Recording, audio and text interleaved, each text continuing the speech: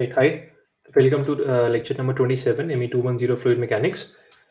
Today we'll be developing the relationships for turbulent flow, pressure drop versus volume flow rate.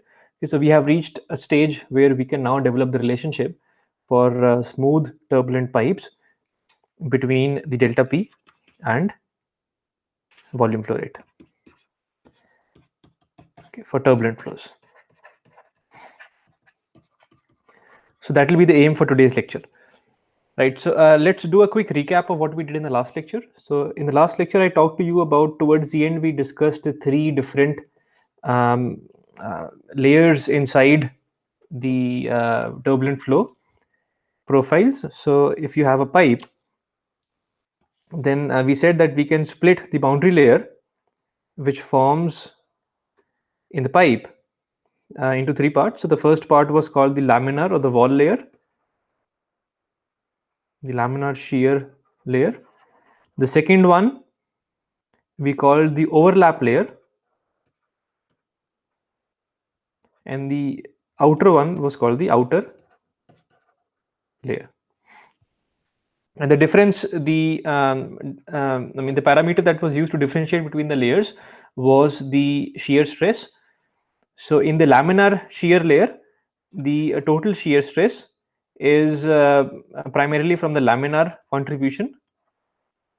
Okay, so tau total is tau laminar.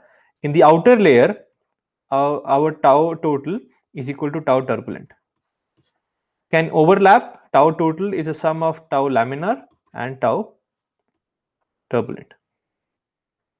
So basically what we're saying is that in the laminar shear layer, which is very close to the wall, the turbulent shear stress is almost zero, and in the outer layer, the contribution of the laminar shear stress is almost zero. So that is what we discussed, and then based on that, we will today now develop the relationship for velocity as a function of pipe radial distance r, and from there you will see that we'll be able to develop the relationship between delta P and Q. So let us proceed. So the first topic of discussion today is going to be the velocity profile.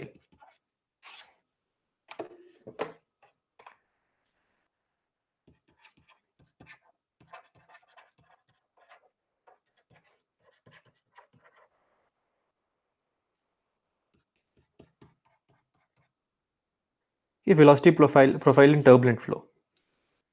Okay, this again is this discussion on velocity profile is not specific to pipe flows or interior flows. It is also true for boundary layer flows or external flows. So this discussion is going to be general.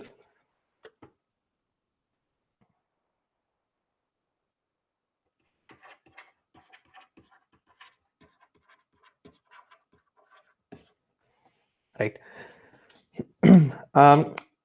So in the last lecture, again in the theoretical discussion, we came to a conclusion that theoretically solving the equations for average velocities, that is u bar, is out of the picture, because for that we require some closure terms in terms of the average of the product of fluctuating parts, which is again, I mean, we have some models, but it is not possible to find those values exactly. Okay, so it is out of the picture to be able to use theoretical ideas to solve those, at least for engineering calculations. If you want really accurate results and so on, then you can solve it, but that requires a method called direct numerical simulation, which is extremely expensive computationally, and it's also only feasible to solve problems on a very small scale, spatial scales. So in a general sense, it is not possible to solve or use the idea of theory to find the velocity profile in turbulent flows. Okay.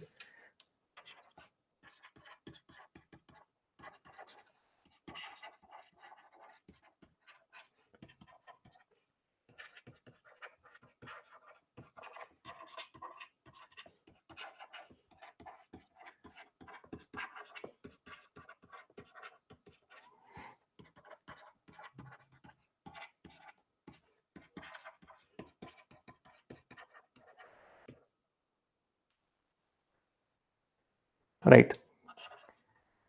So what do we do now? So now we use the idea of empirical correlation or experiments. And with this, we can use the idea of dimensional analysis.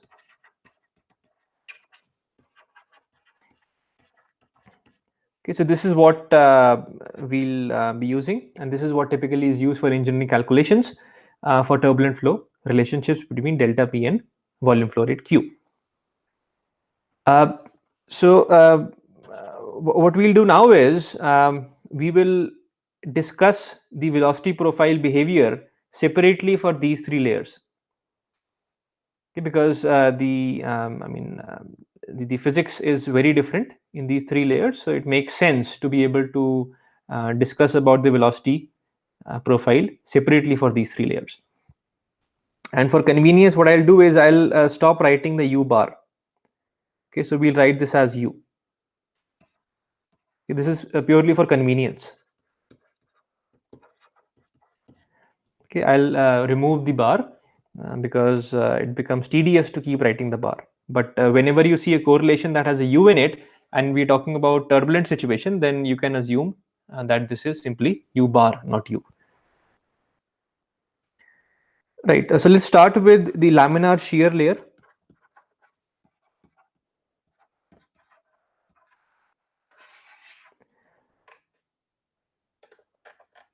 So in this laminar shear layer, u bar is some function of the viscosity mu. So viscosity plays a role here because we're talking about the laminar shear layer, which is very close to the wall. So the viscous effects are prominent here, as we discussed last time.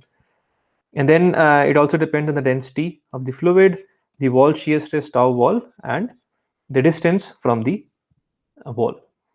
Okay, so this is again based on experience, as what we've seen, that these are the parameters on which the average x velocity depends on in a laminar shear layer in turbulent flow. Okay, let's write this.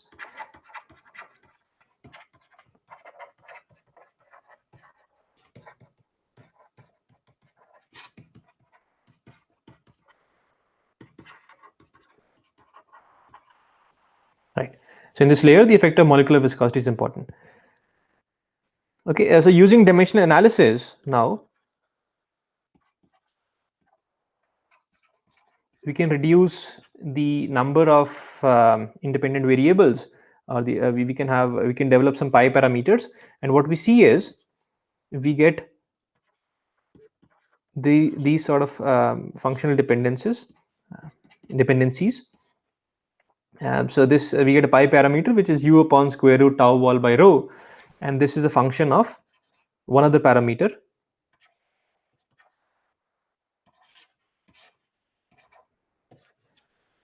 which is y times again square root tau wall by rho divided by the kinematic viscosity nu. So you can also check in the above relationship here, you had a total of 5, n equal to 5, that is 5 variables, and it can be described using 3 fundamental dimensions. So you're expecting only 2 pi parameters, which are these that I've written. Okay, so this tau wall upon rho, the square root of that, so this has dimensions of velocity. Okay, so this we'll write as u star.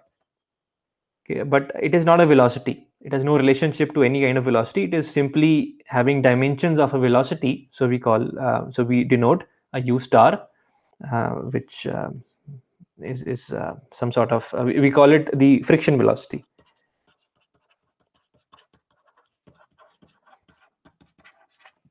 Okay, so the word friction is there because it has a tau wall in it. So it's the wall friction that it is denoting, and velocity simply because it has the dimensions of velocity.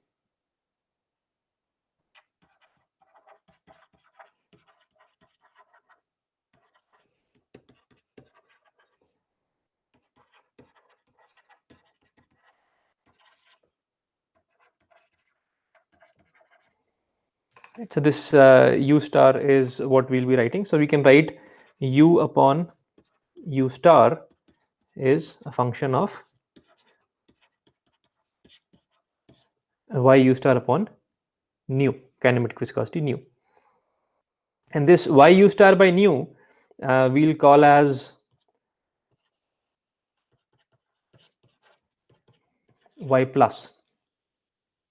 Okay, this again is a non-dimensional parameter, and since your I mean, this whole thing is some sort of non-dimensionalization of the distance from the wall y, so we call it y plus. Okay, that plus simply is telling us that it is some sort of a non-dimensional parameter.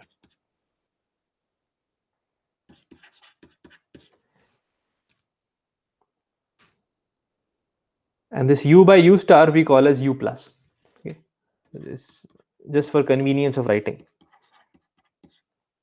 So this is the kind of relationship we have in the laminar shear layer, and this, as you can see, is simply based on our ideas of dimensional analysis.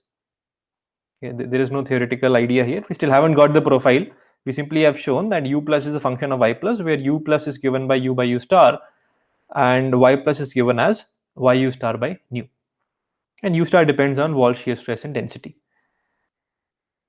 So this is the kind of relationship we have, and this kind of relationship is called law of the wall. Okay, so if we are able to figure out this relationship, then we can use it as a law as to how the velocity varies as a distance from the wall. Okay, this y plus is called sometimes wall units. So y plus equal to 1 is called 1 wall unit, y plus equal to 5 is called 5 wall units. See, these are just terminologies, so I don't want to write them here because this is not a formal course in turbulence. And again, we'll go further into these details in the next chapter on boundary layers in a bit more detail. But for now, we just need to know that there is a relationship between u plus and y plus, and that relationship for now is not known. Okay, so let's move on with the discussion. That is the best we can do using dimensional analysis. So let's go to the outer layer.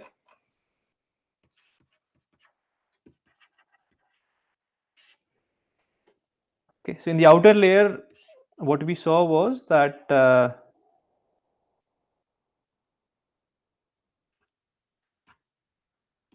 so this was the outer layer. Here we have u as a function of r. So in the outer layer, what we see is that the velocity is very close to the free stream velocity. So if we think of, after some time, the velocity will become almost 99% of the free stream velocity u, capital U, sorry, as we have been writing in boundary layers. So since the velocity, as you can see, if this is your u and this is our variation of velocity inside the outer layer, then the velocity is very close to the free stream velocity, capital U. So instead of writing the value of small u as a function of r, we typically write the value of the difference between capital U and small u is a function of r in this case. Okay, it's just for convenience. So this difference is equal to 0 when you are in the free stream, and this difference is a small value inside the outer layer. Okay, and this is called the velocity defect. Again, terms, nothing else. So we call it a defect because for someone who was assuming simply that the whole velocity inside the outer layer is capital U, okay, that's the crudest way to. If rather than estimating this slight change that you are seeing here, if you can simply assume that everything is equal to capital U, but that is not the case. So whatever assumption you are making has a defect in it, and this is called the velocity defect. Okay, so this difference, rather than writing ur in the outer layer, we write the difference of capital U minus ur, but that is simply for it makes more sense to talk about the difference, which is a small value. So this difference is a function of certain parameters, but in this case, we don't see any molecular viscosity. And the reason being because, as we discussed earlier, that in the outer layer, it is the turbulent shear stress that dominates. So the eddy viscosity or the turbulent viscosity is what dominates over the molecular viscosity. And molecular viscosity is 2 to 3 orders of magnitude smaller than the turbulent viscosity. So that molecular viscosity does not play much of a role in the outer layer shape of the velocity profile. So this g is a function of certain parameters. So delta is the size of the boundary layer. So delta is the distance after which the flow becomes 99% of the free stream velocity capital U. Then we have the wall shear stress that is still there, and density and y. Okay, and again, don't worry, we'll discuss this a bit more when we talk about boundary layers, all these ideas. So right now I just want to give you some feeling as to how the velocity profile is varying.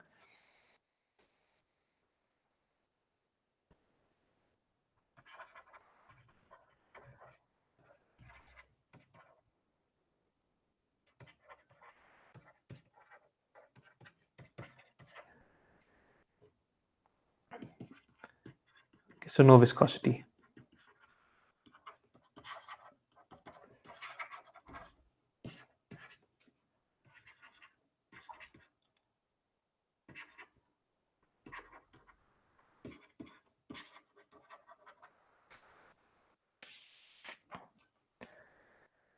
Right, so again, using dimensional analysis, we can write this u minus small u upon u star.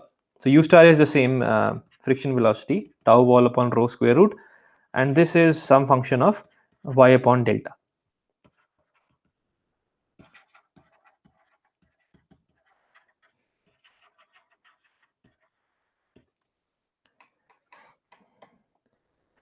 Right, so that is all I want to say here. So this is for the outer layer, and then you have the overlap layer.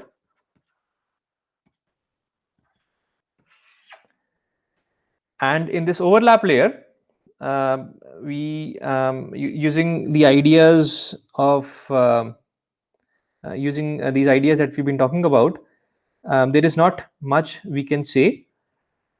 So what we do is we do some sort of an interpolation. So we have found out some sort of a relationship for how the behavior of the velocity profile is. I mean, what sort of functional relationship we have in the viscous laminar layer. We talked about what the relationship we have in the outer layer, and in the overlap layer we will simply use some sort of an interpolation and try to develop a relationship.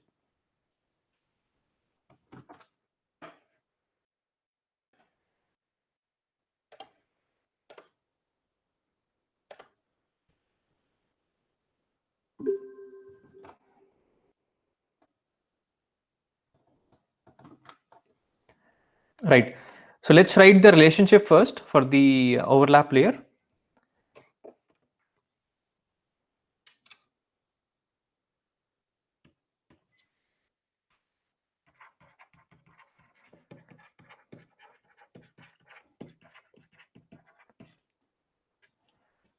So in the overlap layer, what we have is we have u upon u star, and this is a logarithmic relationship.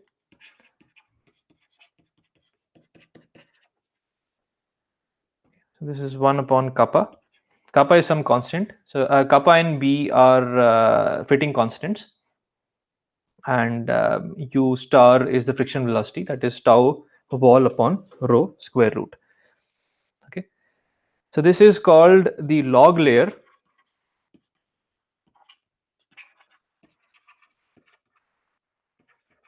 Oh, sorry, the log law for the overlap layer.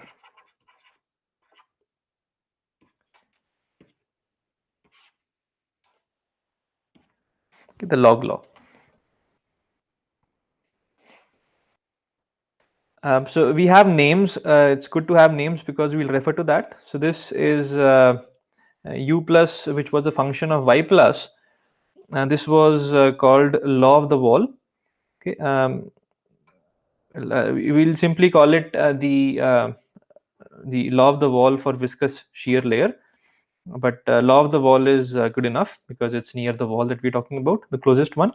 Then for the outer layer, this we'll call, because we are writing u capital U minus small u, so we'll call it the velocity defect law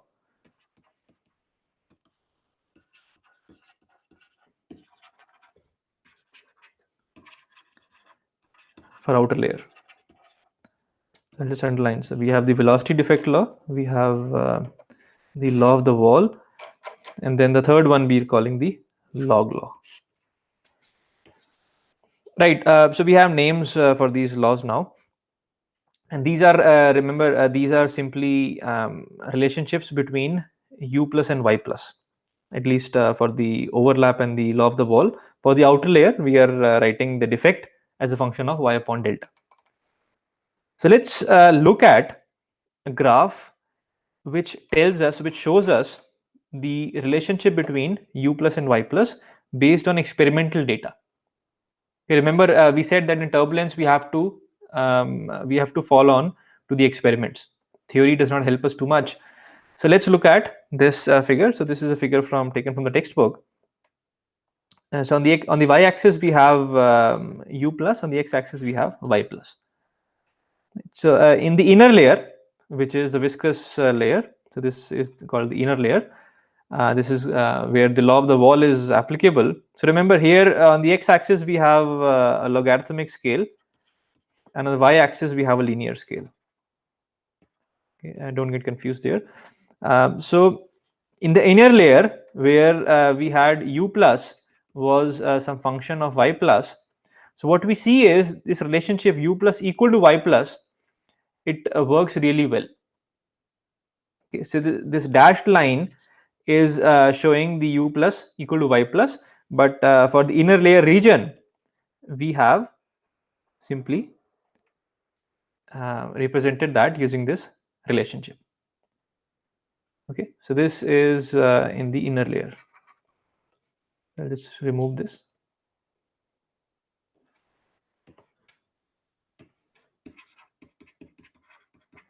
Okay, so this is the relationship that works for the inner layer. And again, remember, this is all based on empirics. Okay, this is what we have done. We've done lots of experiments for different situations, and all the situations we saw that y plus was almost equal to u plus in the laminar shear layer or the inner layer. Right, and this relationship works till a value of around y plus equal to 5. Okay, so we'll say that when y plus is less than 5. Right. Now for y plus values in the overlap layer, that is this region here. So although in our relationship for the velocity defect law for the overlap layer, we said that this defect is a function of y upon delta. But here what we've done is we have sorry, I made a mistake. So overlap layer is where the log law is valid. Okay, that is the one I wrote, this one. And this is u. So this is u plus. So u plus is a logarithmic function of y plus. So on this semi-log scale, it translates simply to a straight line, and that is the reason you have this straight line here in the overlap layer. Okay, so this is our overlap layer, the green one, and between y plus equal to 5 and here we're talking about y plus equal to approximately 30. Okay, so this overlap layer where your y plus is sorry, should write it the other way. U plus is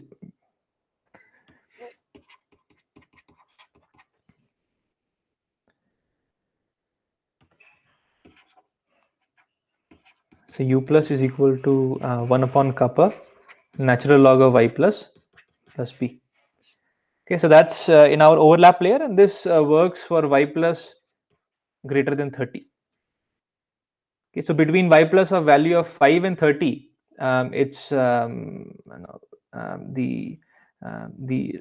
relationship, the experiments show a transition from your inner layer where u plus is equal to y plus to u plus equal to the logarithmic value, and that is what we can see. I mean, if you look at the u plus equal to y plus profile, it goes like this. Okay, the solid one that is shown is the experimental data. Okay, so the solid one shows experimental data. Dashed is simply our theoretical values. So what we see is that here somewhere around here, which is on a log scale, this is around y plus equal to 5, we see that it stops to match the experimental data. And the overlap layer, which is shown here, is working till y plus starts working from y plus equal to 30. So between this region, you need some sort of an interpolation that is shown here in this zone. Okay, and then beyond the overlap layer, we have the outer layer, and in the outer layer, we have different fits. So what we see is in the outer layer, now we still have plotted u plus as a function of y plus here. Okay, so these are experiments. So in an experiment, you can plot the value of u plus for different values of y plus, and in the outer layer, which I'll be denoting using, let's say, an orange color. So in the outer layer, this line, which is closest to the dashed line, which denotes your strong decreasing pressure. Okay, so this is a favorable pressure gradient. So as you go further away from the layer, the pressure decreases, and whereas you have a strong increasing pressure, which is for this outer one. So what we see is that more or less, remember this dashed line that we have here is the same log value because it's semi-log graph. So if you extend the log law further into the overlap layer, then what we see is that for strong decreasing pressure and pipe flows in general, they are not that bad in terms of prediction. So if I was to say that I'll simply use the log law for the complete outer layer, I won't be wrong by a very large value. I mean, it's correct that these dashed lines that we see here are not overlapping with these values of u plus as a function of y plus, but it's not too bad.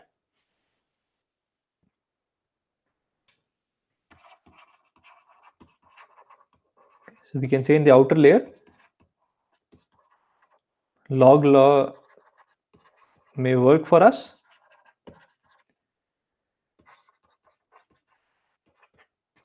Except for strongly increasing pressure situations.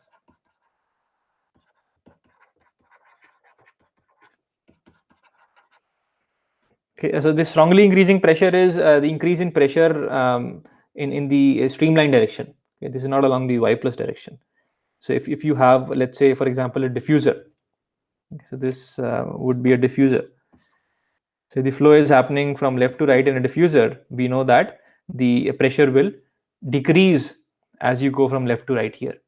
If you apply the Bernoulli's equation, the velocity will the pressure will increase as you go from left to right. The velocity will decrease and pressure will increase. So this is an adverse pressure gradient.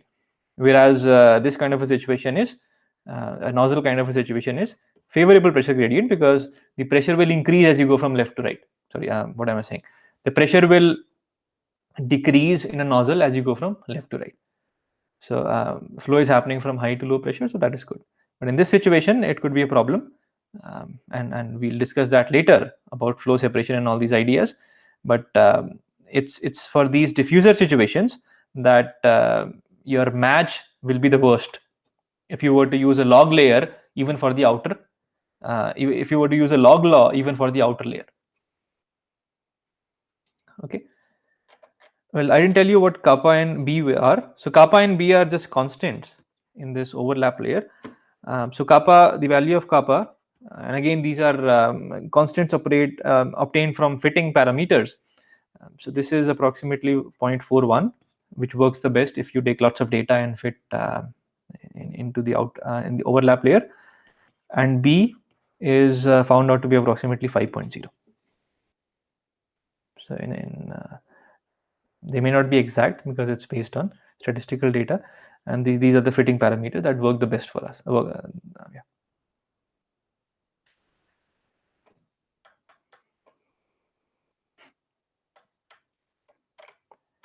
Okay, So let's summarize. All this data that we have here is it's all based on experiments. So what we have done is we have done experiments for turbulent flow situations and plotted u plus versus y plus, and we are trying to fit some sort of functional relationship by using some fitting parameters between u plus and y plus. And why are we fitting parameters between u plus and y plus? This comes from the idea of dimensional analysis, as I just showed to you.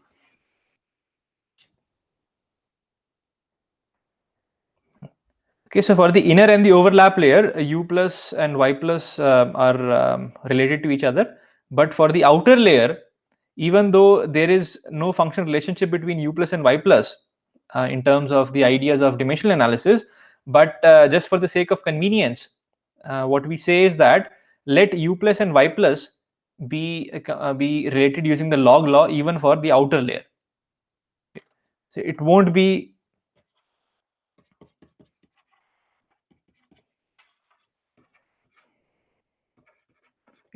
a very bad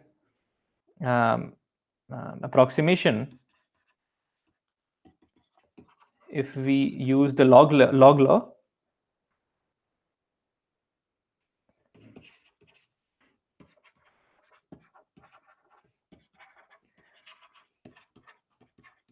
for predicting.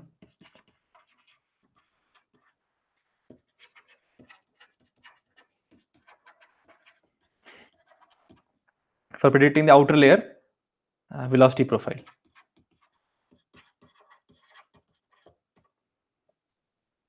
So it's going to be all right if we use this sort of a relationship.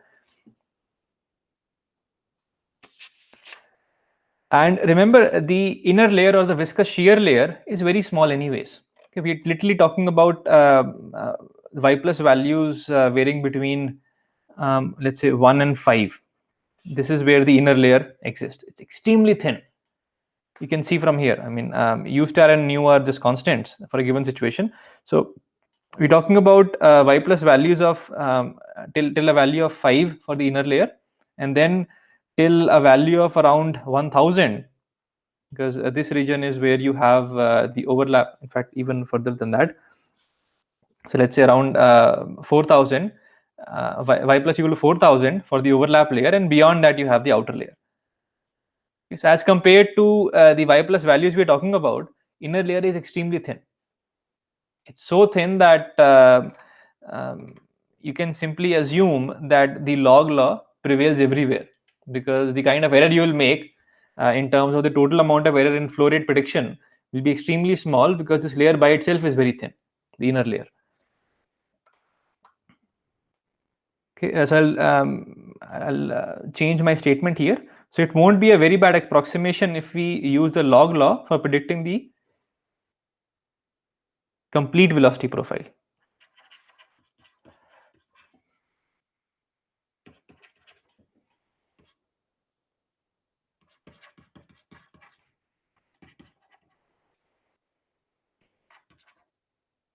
Pipe flow that is turbulent.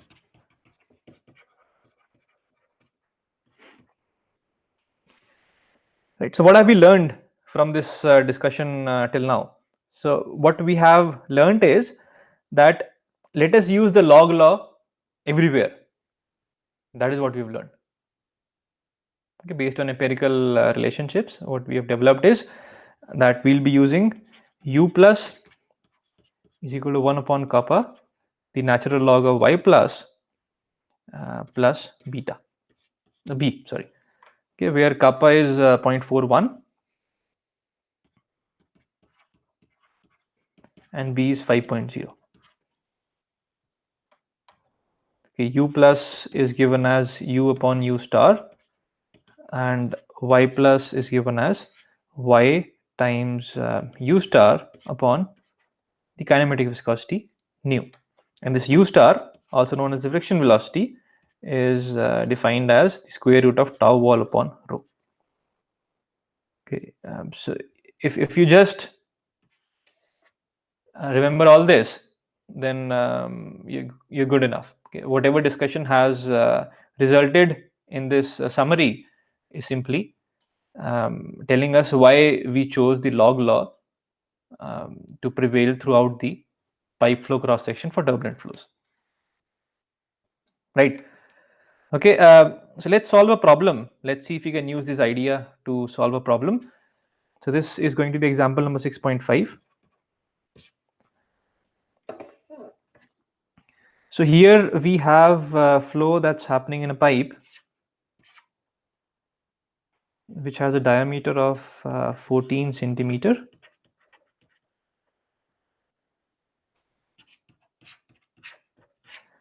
And the velocity profile, I mean, of course, we did not measure the complete velocity profile, but from measurements, what we have found out is that this U max value, okay, you can always measure the maximum value at the center. That's not that difficult. So we have measured that U max is 5 meters per second. Okay, so this information is available to us. Now, what we are asked is, we have to find A, the friction velocity U star, and then B, the wall shear stress tau wall. So let's proceed. So again, as I just told you that we will use the log law to approximate the complete velocity profile.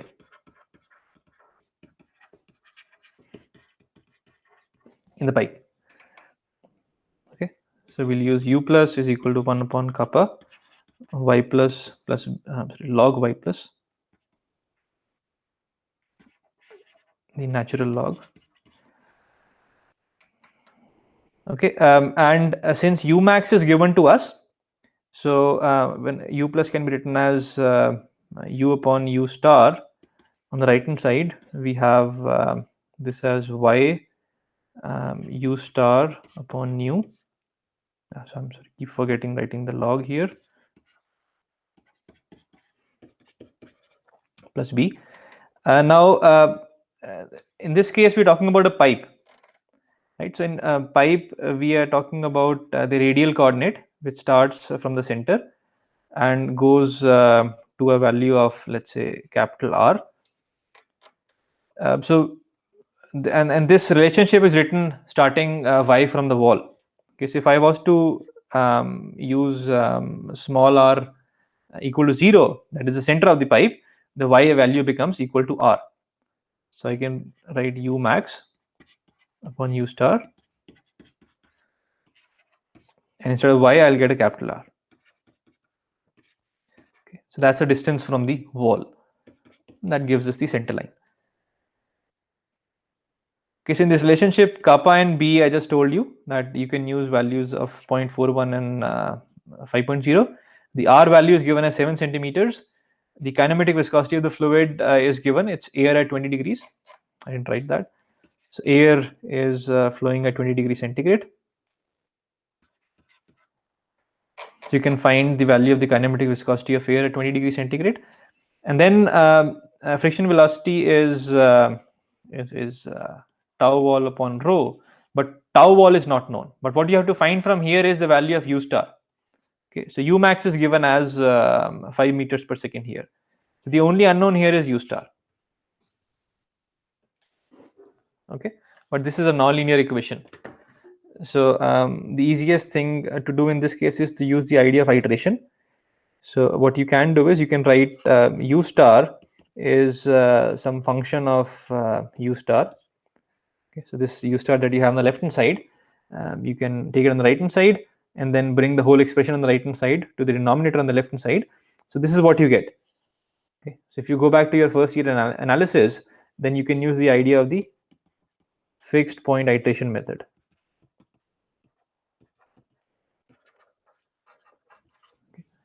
Well, you can simply use it. I mean, although there are some conditions that you have to check, so you'll have to differentiate an expression, but you can just try and you will see that it works. So you can start with basically your U star at the k plus 1th iteration will be equal to f of U star at the kth iteration. Okay, the k here is iteration.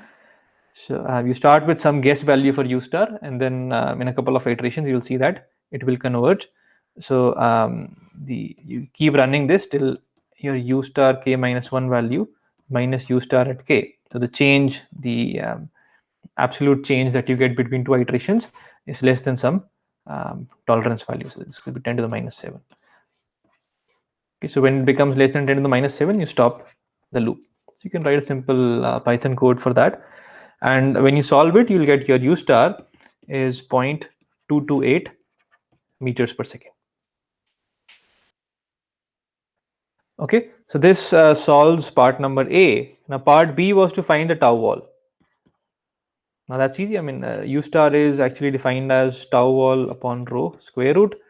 So from this, you'll get the tau wall as 0.062 pascals. Okay, so we have found the wall shear stress. Isn't it interesting? I mean, using the idea of empirical correlations, we were able to develop some relationship between U plus and Y plus. And from there, now, simply by getting the, in this pi flow situation, simply by measuring the U max value at the center line, I was able to find the wall shear stress. Okay, so this is very interesting. I didn't even have to find the complete flow profile. Well, actually, I've assumed it's a log law, but I mean, don't differentiate this based on the profile that you've got. Don't write tau wall as del u by del y based on this log law, because this log law does not work in the inner layer. We simply have assumed it to be true, but tau wall should be found out using this relationship. Okay, because if I go back to this profile here,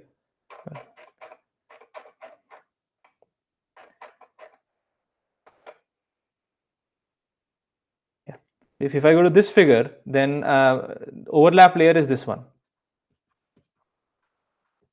So if you assume that this is the, I mean, what we have done right now is we have fitted some sort of, it's not really correct because it's log that we're talking about, but we have fitted this using this kind of graph. So if you measure the tau wall, if you calculate the tau wall using the derivative of your velocity profile for the log law, you'll get an wrong value. Okay, so please don't do that.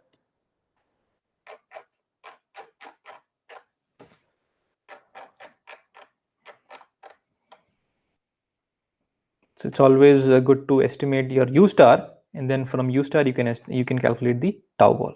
And this U star then comes from the idea of the log law fitting in the whole pipe, not just the wall area.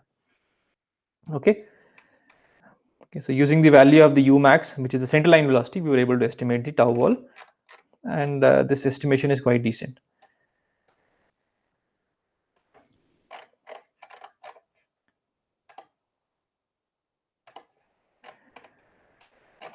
So yeah.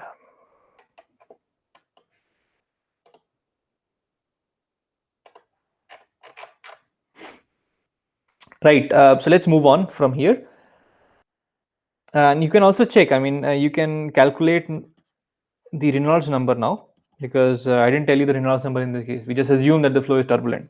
You can calculate the Reynolds number RED, which is VD by nu, and check for yourself that the flow is turbulent. Okay, so D is given to you, nu is given to you. V you have to calculate because the definition of V is Q upon A.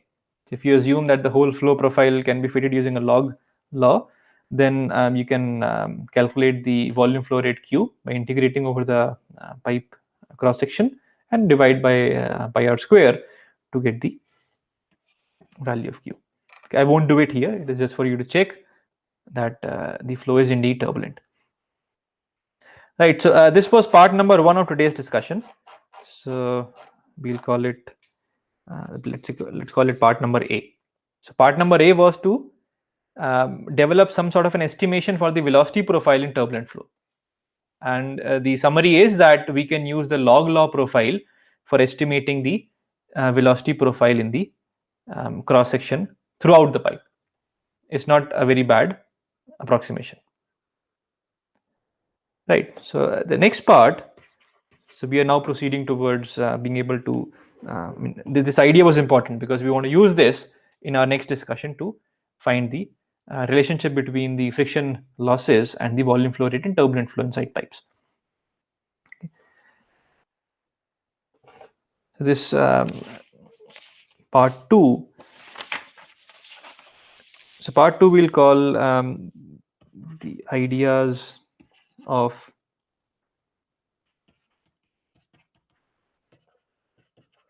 friction factor, the idea of friction factor.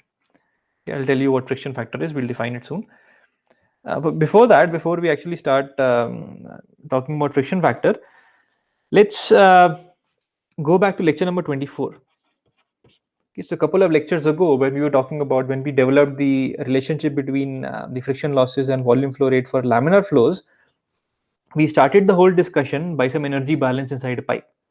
Okay, so I had shown you a pipe and we did some energy balance between two different cross sections, and from there we had linked the friction losses to wall shear stress. Okay, so we had this relationship that we had developed. So I'll mark it as 1. Okay. Sorry, this we had developed using the idea of force balances. I'm sorry for that.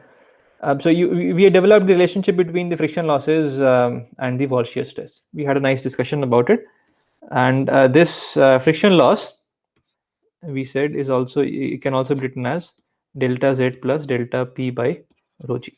So the pipe could be inclined. In that case, we get a delta Z. Now that discussion that we had in lecture number 24 was during the discussion on laminar flows. Okay, but this relationship is true for turbulent flows also, because if you go back to the discussion, we had not assumed anywhere that the flow profile was for a laminar flow. We simply had used the idea of Reynolds transport theorem. The flow could have been turbulent, still we would have got the same result. Okay, so this result is true for both laminar and turbulent flows.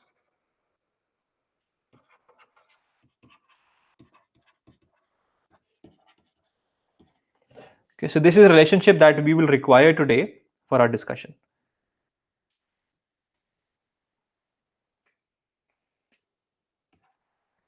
Okay, so I'll be making use of relationship number 1.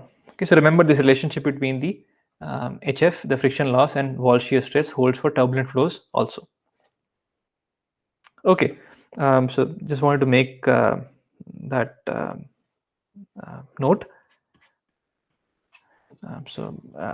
Now we'll, we are still in lecture number 24, and after some time we had developed the relationship. Now this is for laminar flows, that HF is equal to 32 mu LV upon rho g t square. Okay, so we are having a new look or a relook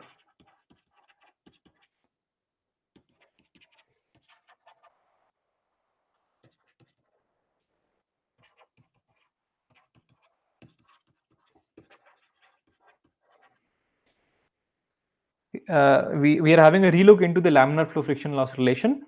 So this is what we had related. We had related the friction loss with the value V. Now this V is Q upon A. So you can either write in terms of V or Q, that is just your convenience. And in around 1850s, this relationship HF has so this empirical relationship was proposed. So HF was given to be equal to some friction factor F. something related to friction in the walls, and the ratio of the length to the diameter of the pipe, and then V square by 2G. Okay, so this relationship was proposed in 1850 from experiments.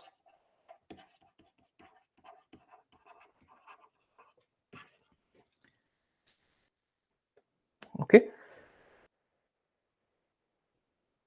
so I've changed gears here, huh? So I just reminded you of this relationship, but then now I'm telling you that in 1850s, sorry, in 1850s, this relationship between the friction loss and the other parameters was proposed based on experiments. Now this relationship is still being used, okay? And we'll see why this is the case. So this F in this relationship is called the Darcy friction factor. Okay, this was given by Darcy, of course, in I think around 1858 or 1857. This dependence on L by D that we are seeing here can actually can also be seen from here. Okay, the relationship between HF and L by D. This relationship number one that we have here is from theory, but this relationship that I've shown here between HF and the other parameters is from experiments. So you can see it's interesting that people were able to figure this relationship out, that HF is dependent on the ratio of L and D through experiments.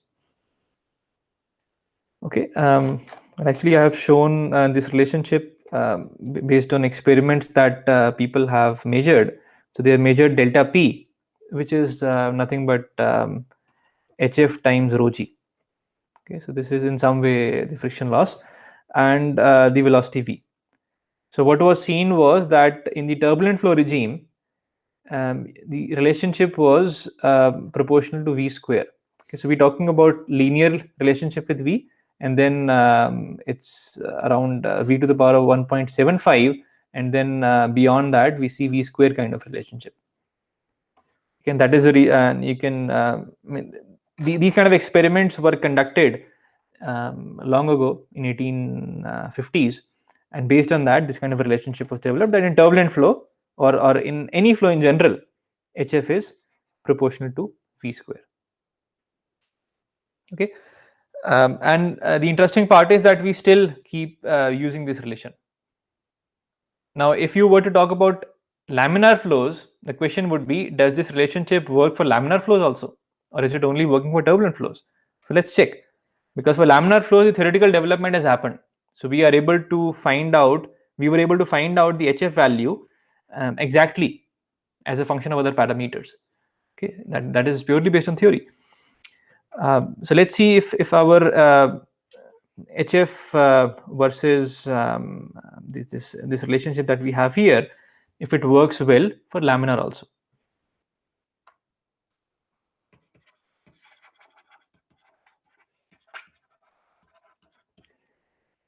So if this relationship was to work for laminar flows, so should we call it number 2?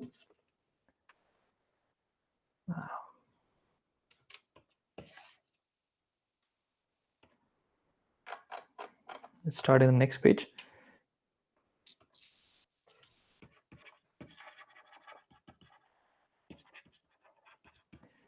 So if I use 1 and 2, if I use 2 and let's call it this 2 and this 3. So if I use 2 and 3,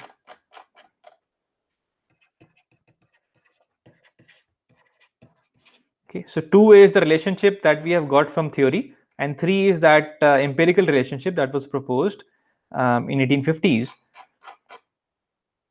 So this is theory and this is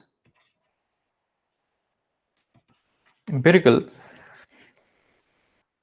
So if we compare the two, so what we'll see is in number 2, the HF was given as 32 times mu LV upon rho g d square, and in that empirical relationship, that was This was given by Weisbach. Okay, I think that's the name of the scientist who gave it. Let me confirm.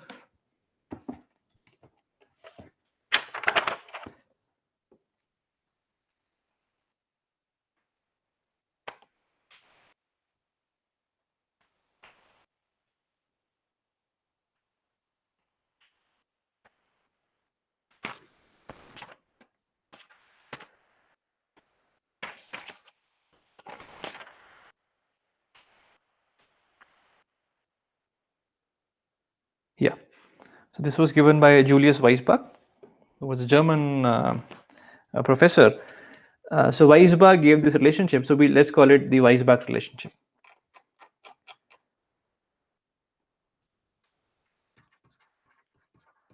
Okay, so the left hand side is the theoretical relationship, and the right hand side is the Weisbach expression for the friction loss. So which is equal to F times L by D times V square by 2G.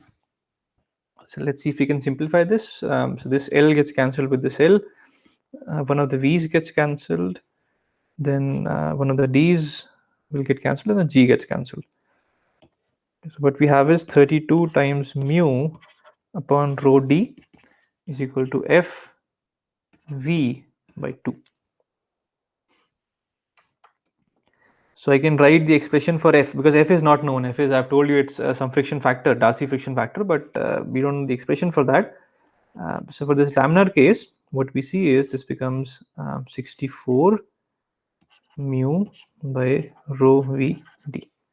So this is 64 divided by the Reynolds number. Okay, so this is interesting, and this is F for laminar. So what we are saying is this friction factor for the laminar situation is a function of the Reynolds number. So now we are getting some understanding of the friction factor here, that it's the effect of the Reynolds number that is incorporated here to this friction factor. So it's I mean, the name suggests is some sort of friction with the wall that we're talking about, which ultimately is giving us understanding of what's happening inside the pipe flow. So this is what the laminar value of friction factor is. So what we have found out is that now we can we don't need to use relationship number 2 now. We can simply use this Weisbach relationship for the friction losses in a pipe, and for the laminar case, our friction factor F, the Darcy friction factor, becomes 64 upon Reynolds number.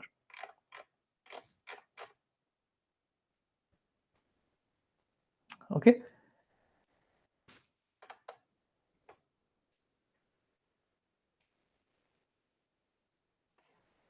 So I'll put a star here. Now in the turbulent flows,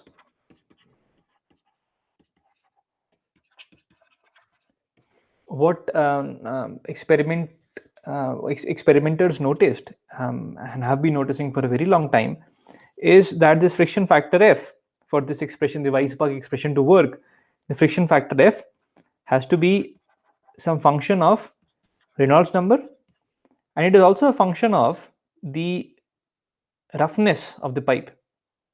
So if you were to choose a pipe which was very smooth, very shiny, very well polished, you would see that the friction loss HF will be a bit less as compared to a pipe which was very rough. So the roughness plays a role. That's intuitive as well. So in turbulent flows, what was noticed was that this roughness epsilon, which is some sort of mean roughness of the pipe surface. In fact, it's not just epsilon, it's epsilon upon d, the ratio of the roughness to the diameter of the pipe. That is required. And this is for turbulent flows. Okay, so this epsilon is some sort of pipe roughness.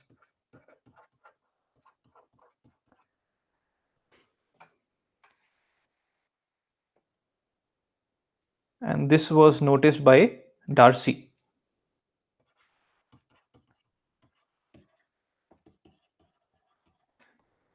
again a scientist. So based on this, we call F as the Darcy friction factor.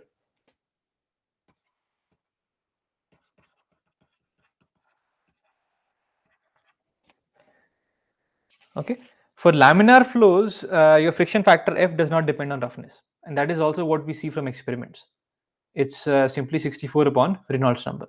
You take a rough pipe, you take a smooth pipe, you end up getting the same or very close values of friction factors. So if you put those values, you get a very good estimate for the friction losses. So friction losses are not, if at all, they're very weakly dependent on the roughness of the pipe. So we can assume that they're not dependent, and that is what the theory tells us as well. The theory does not bring into picture any sort of roughness at the pipe surfaces. Any roughnesses, the disturbances because of that will die down, and you won't see much effect of the roughness of the pipe in laminar flows. But for turbulent flows, that is not the case. So the pipe roughness has a strong effect in the dependence on the friction factor, which ultimately affects the pressure, the losses in the pipe. Right. So what have we done? We have gotten rid of expression number 2. Now we'll tend to use the Weisbach relationship, that is expression number 3, for relating HF with other parameters. Okay, so we are getting to a unified expression rather than having separate expressions for laminar and turbulent flows. Except that the Darcy friction factor will be different depending on if the flow is laminar or turbulent. But right now we want to go further. We don't know what this F is. Can we do anything to develop some sort of a function relationship that we're talking about here? Let us see.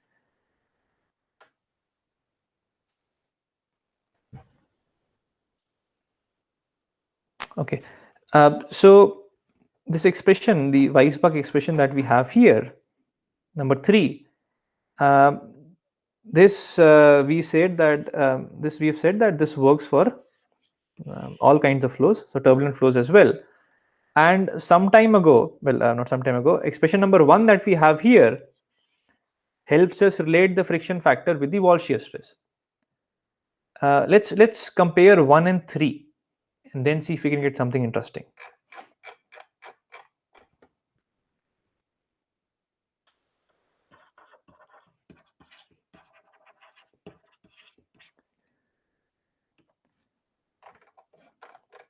Okay, so number 1, expression number 1, it gave us the relationship between the friction factor and the wall shear stress.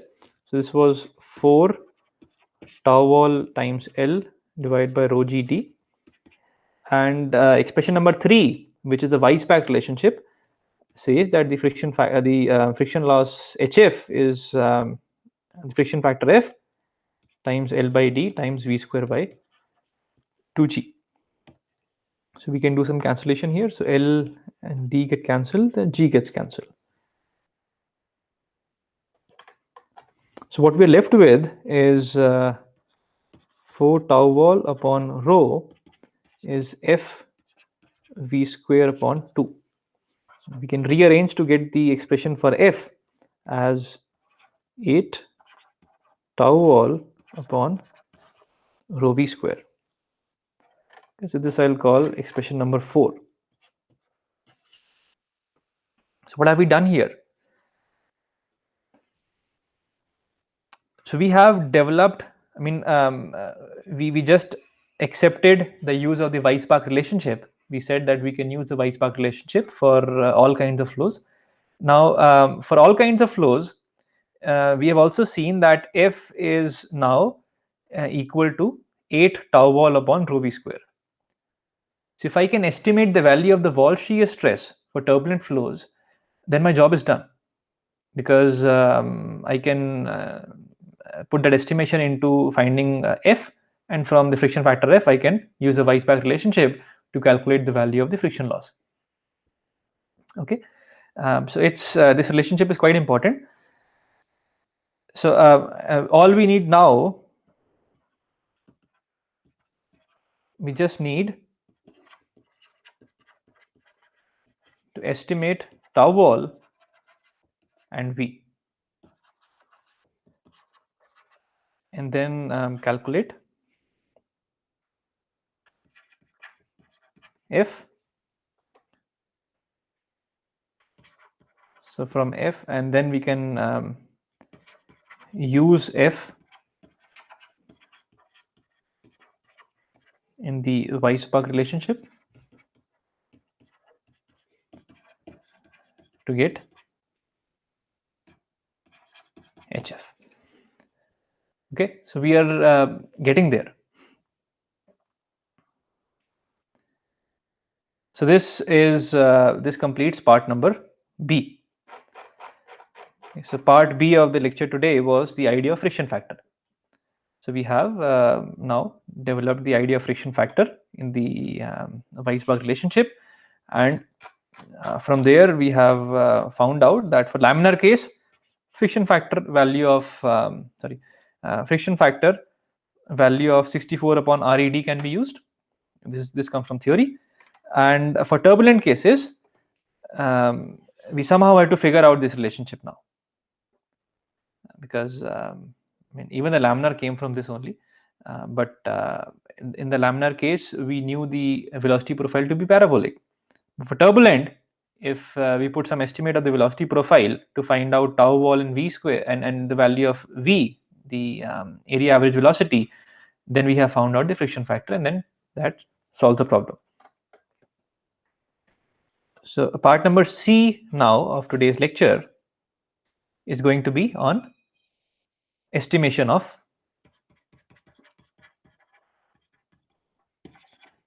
F, and that will ultimately find out the value of HF. Right, so let's start with this part number C of the lecture today. Now this lecture is getting a bit long, but we really want to finish off with this discussion on the expression of HF versus Q for turbulent flows in pipe. Right, so what we need is tau wall and V. Now V is something we can find, because in this lecture we concluded that it's okay to use a log law expression for the complete cross section for turbulent flows. So if that is the case, then we can find V, okay, because V is defined as Q upon A, and this is nothing but 1 upon pi r square, that's A. And to find the volume flow rate in the pipe, we simply have to integrate the value of the volume flow rate in these rings. So I can write my volume flow rate as the area times velocity. So this, let us say UR is the expression for the velocity as a function of R, and then we have a 2 pi R dr, where R goes from 0 to capital R. Okay, and for the expression for UR, I can use the log law. So log law says that UR upon U star can be written as 1 upon kappa ln y U star upon nu plus b. Okay, so if I substitute this into this expression, then well, I won't do the algebra here, you can do it yourself, but what we'll get is we're finding V, right? So we find we get V upon U star, because U star is there, so we bring U star on the left hand side, and this becomes equal to 2.44 times the natural log of capital R U star upon nu plus 1.34. Okay, so I've substituted the values of kappa and b, and this is what we get. Now, where are we heading? Okay, yes, we've got some ratio of V and U star, but does it help us? Now let's see, what is V upon U star? Okay, U star is simply a symbol that is used for tau wall upon rho square root. So what we have here is the square root of V square rho upon tau wall. This is simply the left hand side of the equation that we have got here. I'm trying to understand what this v by u star is. Is it going to help us? We found expression for v by u star, but what is it? Well, what is v square rho upon tau wall? Okay, let me go back a bit to relationship number 1. No, sorry, not this one. Number 4. Okay. So here f is 8 tau wall upon rho v square. So tau wall upon rho v square. So f was 8 tau wall upon rho v square. Simply writing the expression number 4 from. So that means this v square rho upon tau wall is simply 8 upon f. Okay, so this is 8 upon f square root. And remember, we just want to bring everything in terms of f now, because ultimately our job is to find out the value of f.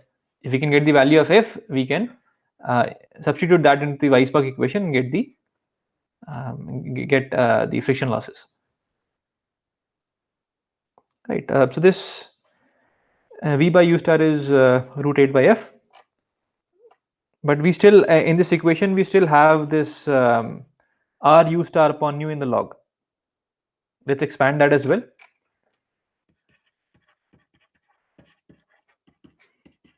So r, since everything is in terms of d, so this is d upon 2. And u star is tau wall upon rho square root. And then we have a 1 by nu. Okay.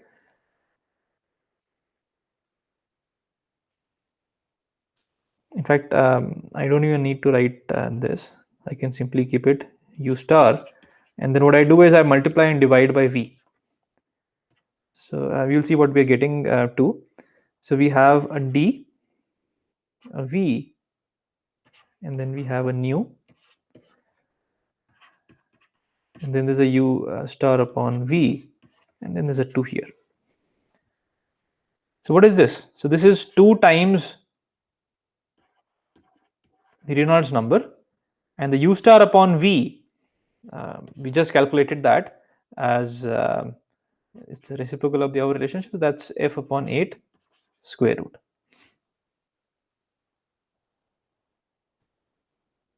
Okay. So let us substitute this these two into the equation that we have. So we'll call this equation number 1. These expressions are 2 and 3. Sorry.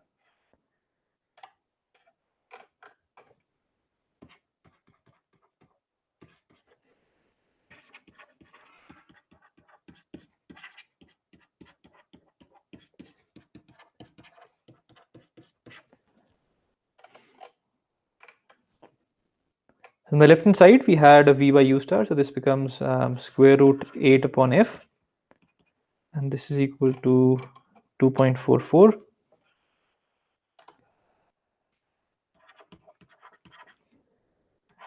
The natural log, in this case, becomes twice Reynolds number times root f upon 8 plus 1.34. Okay. Now this list looks perfect, because now we have an equation between f and Reynolds number. Okay, and that is what we were looking for, because this Darcy friction factor f, as Darcy found out, was a function of Reynolds number and some pipe roughness. But in this case, we have not used any pipe roughness. So we are assuming the pipe is very smooth. Okay, so for pipe to be smooth, using a mix of theoretical and empirical ideas, we have reached a stage where we can relate the friction factor f to the Reynolds number.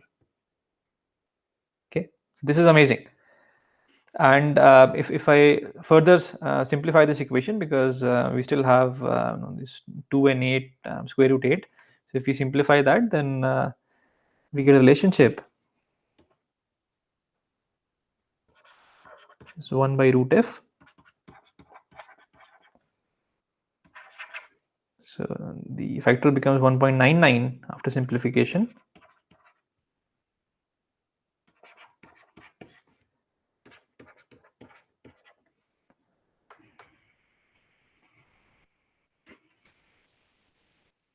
And this is what was found out by a scientist called Prandtl.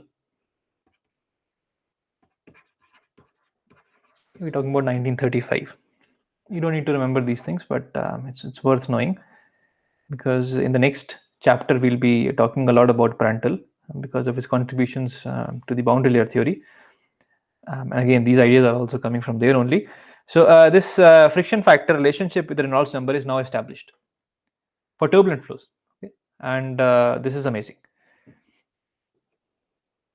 And how did we get to these? We used the empirical ideas. Okay, the log law was purely empirical. Okay, there was no theory in developing the log law. The only theory was using the idea of dimensional analysis to get a relationship between and to know that u plus is related to y plus. That's all. Other than that, we simply used empirics to fit lots of experimental data into that log law. And of course, the idea of the relationship between HF and tau wall, that was theoretical. So simply using empirical ideas and we'll call it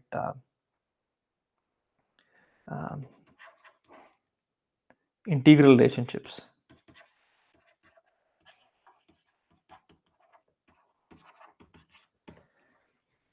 Okay, so using these ideas, we were able to find out this 1 by root f as a relationship with f as a function of Reynolds number. Okay, now since it's a mix of empirical and theoretical relationships, it is tested. It has been tested for many different cases, and what we found out that if we simply play around with these parameters, then we can get a much better fit. And these parameters are still close. Okay, so our theoretical ideas we have integrated with empirical are working quite well, but we simply adjust the parameters to use 2.0 instead of 1.99, and then instead of 1.02 we have a 0.8. So we tend to use this relationship because it agrees much better with the experiments.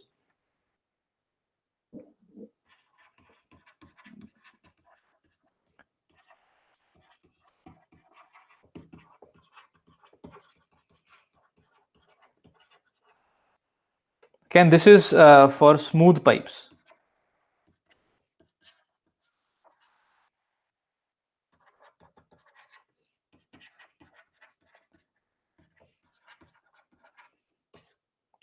Okay, remember that, because we still haven't, this relationship has no information about the pipe roughness, so we haven't talked about pipe roughness till now. So we are assuming that these pipes are smooth.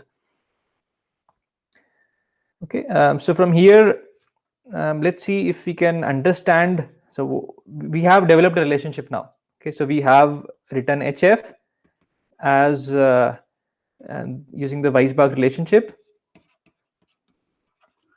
and our F as a function of Reynolds number, and this is this works for both laminar and turbulent. You just have to use F equals 64 upon Re for laminar, and for turbulent you have to use this expression.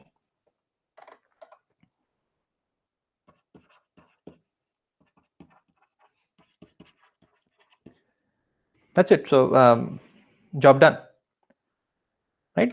So let's understand the behavior. For the turbulent case, we have developed a relationship, but let us see how the friction factor behaves with the Reynolds number. If you increase the Reynolds number, does F increase or decrease? So what sort of dependence this because this is this equation is not explicit in F.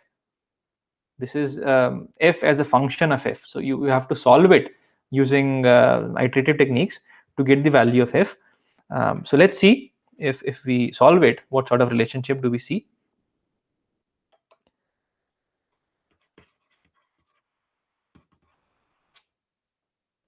So let's discuss the behavior of F. Right. So if I plot F as a function of Reynolds number, if I put different Reynolds number values in this expression for the friction factor, and then I solve it using my nonlinear equation techniques, then I will see and I'll start plotting it from 4000. Okay, because I'm sure that beyond 4000 the flow is turbulent, and let's say I've plotted it till a value of 10 to the 5. So if we do that, then what we see is that the F value, it falls down quite drastically. So as my Reynolds number increases, the friction factor reduces. Okay, so that's interesting. So increasing Reynolds number will reduce the value of F, and typically what we see is this drop is proportional to Reynolds number to the power of 4. Okay, till a value of 10 to the power of 5.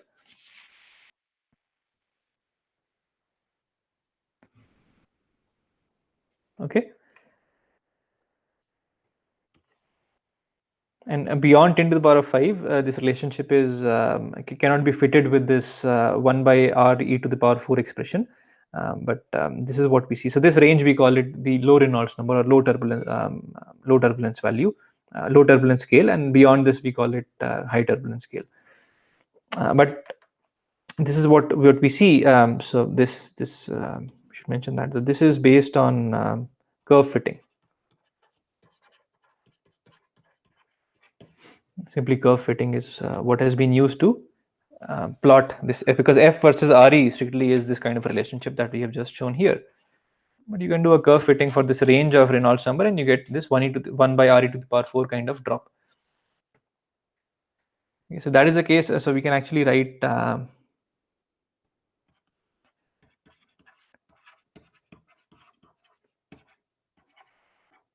so RE between 4000 and 10 to the 5.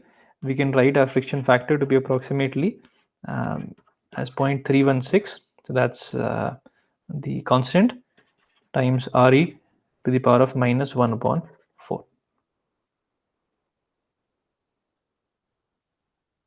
Okay, I'm sorry, this is RE to the power 1 by 4. Let me check.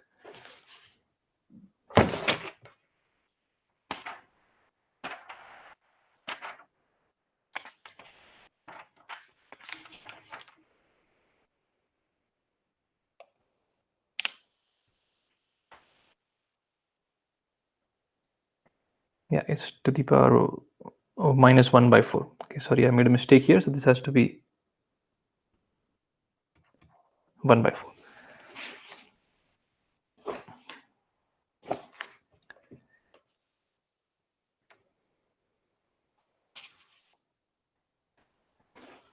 Right. And beyond 10 to the 5, this drop will be much smoother. It won't be this kind of a drop. So in this range, we see around a factor of 5 change in the friction factor from 4000 to 10 to the 5 Reynolds number.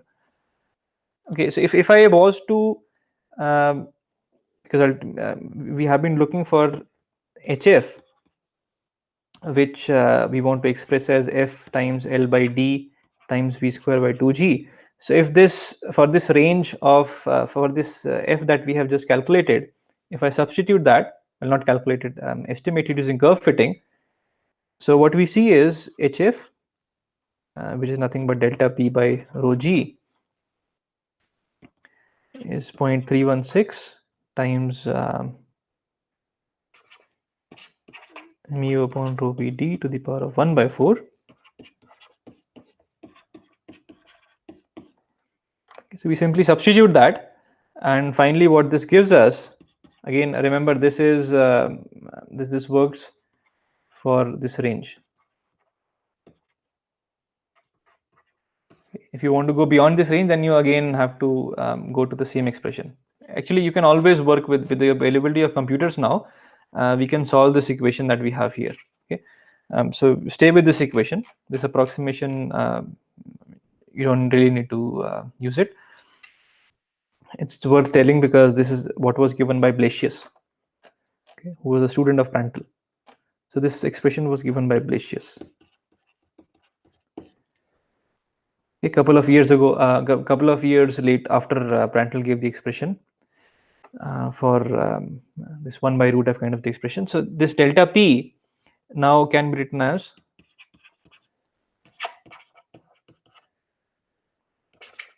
simply have simplified the above expression.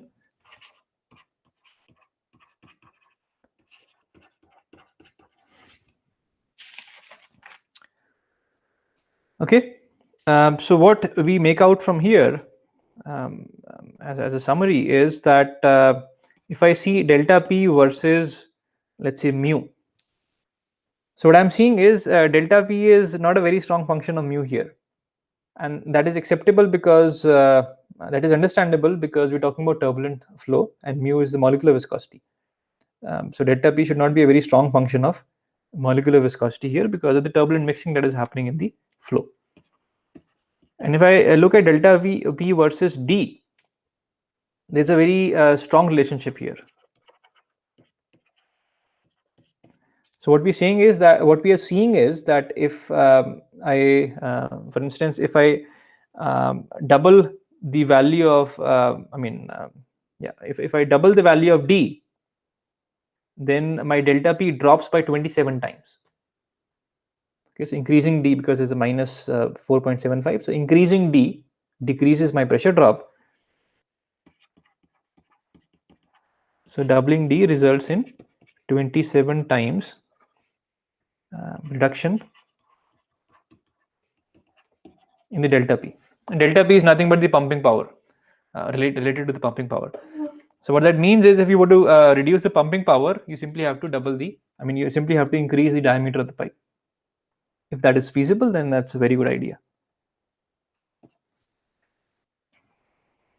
Okay.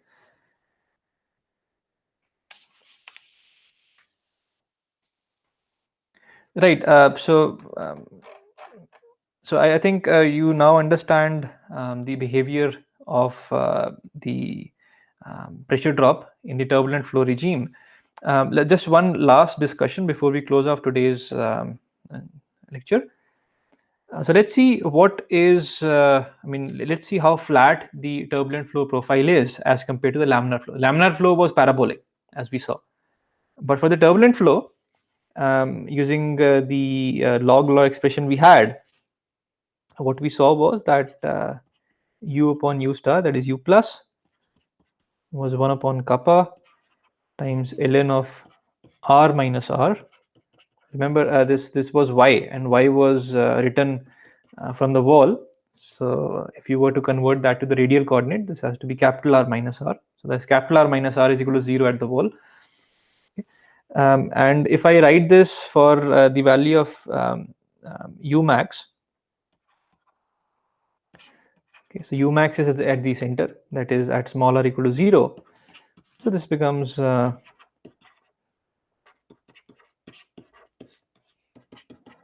this is what we get. Okay, that's another idea that we're talking about. And I also had the relationship when we were developing the relationship between for v by u star. Okay, I'll go back to that point here. Sorry, yeah, here. Okay, so this expression of v by u star that we had written, I will write that again in terms of kappas and b. So this, if you had filled in the gaps that I had skipped, you would get this kind of relationship.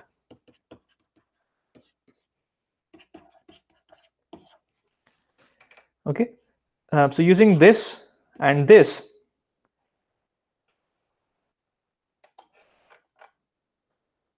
okay, so this let's call this A.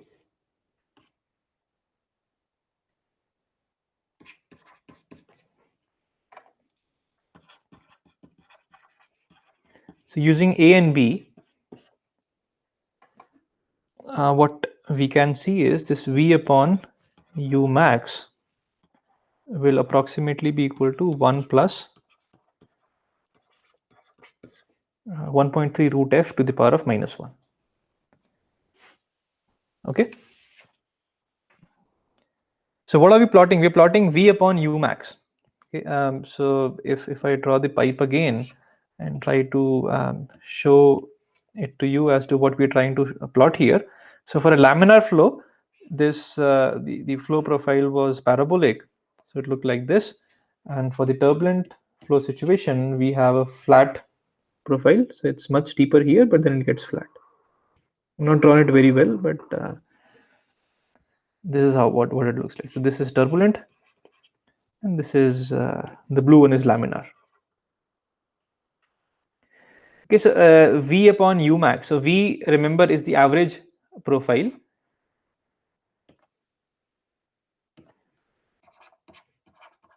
And max is the center value. So for a laminar flow, we saw that V upon U max was half.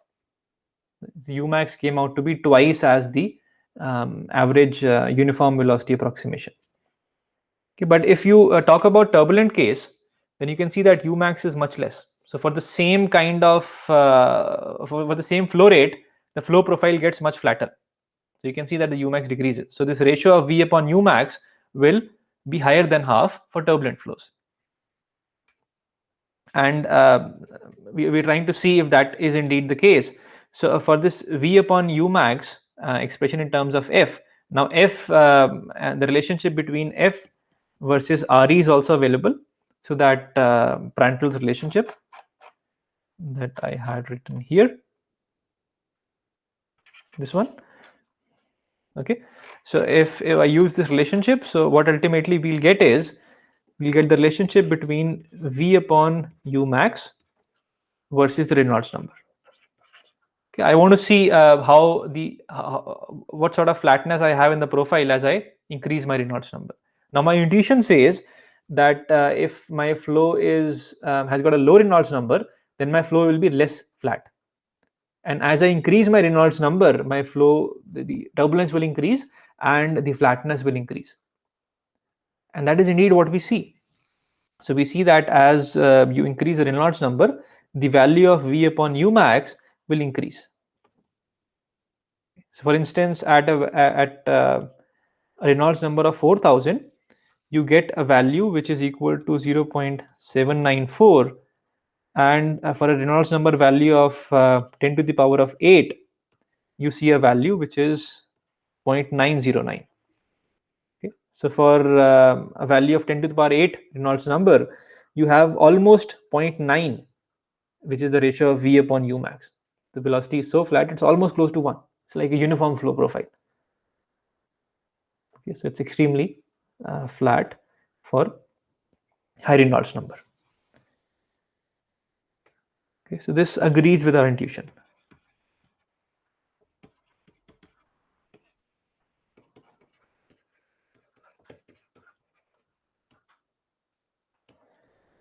Right, so we'll stop this lecture today, and we can see that we have been able to successfully develop the relationship between the friction loss in a pipe versus the volume flow rate for turbulent flows, and of course for laminar flows as well. So very successfully we have found out this Weisbach relationship, which works for both laminar and turbulent flows, as long as we can find out the correct value of the friction factor. Now for the turbulent cases, we still have only developed the relationship for smooth pipes, but in reality the pipes are rough, and the roughness will change depending on what sort of finish we have chosen for. And smoother pipes are much more expensive as compared to rough pipes. So in the next lecture, we'll understand how we can bring in the effect of the roughness epsilon. Okay, so this Darcy friction factor, that F that we are looking for. So we have figured out the dependence on RED for both laminar and turbulent, but the dependence on epsilon, the pipe roughness in the turbulent flows, will be established in the lecture tomorrow. And then we will learn how to apply these ideas and solve actual engineering problems. Okay, so I'll stop here today, and I'll see you in the next lecture. Thank you.